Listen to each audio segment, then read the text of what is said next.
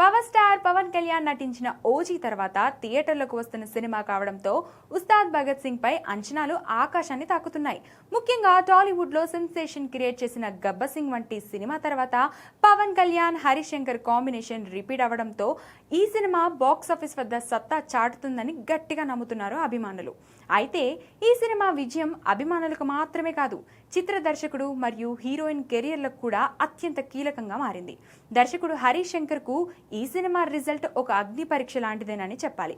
చివరిగా రవితేజ మిస్టర్ బచ్చన్ తో భారీ డిజాస్టర్ ని మూటగట్టుకున్న హరీష్ తీవ్ర విమర్శలను ఎదుర్కొన్నాడు. ఇప్పుడు పవన్ కళ్యాణ్ తో కలిసి మళ్లీ ఫామ్ లోకి రావాలని ఆయన చూస్తున్నారు.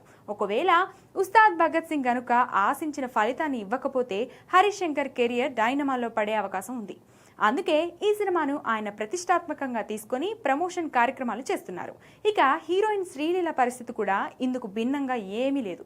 వరుస ఆఫర్లతో టాలీవుడ్ ని ఊపేసిన ఈ బ్యూటీ సరైన సక్సెస్ లేక సతమతమవుతుంది. పేరుకు క్రేజీ ప్రాజెక్టులు చేస్తున్నా కమర్షియల్ హిట్ పడకపోవడంతో ఆమె కెరియర్ గ్రాఫ్ క్రమంగా తగ్గుతుంది. ఉస్తాద్ సాలిడ్ హిట్ అయితే తప్ప టాలీవుడ్ లో ఆమెకి అవకాశాలు వచ్చే ఛాన్స్ కనిపించడం లేదు. మరి మార్చి 19న విడుదల కానున్న ఉస్తాద్ భగత్ సింగ్ ఎలా ఉంటుందో చూడాలి.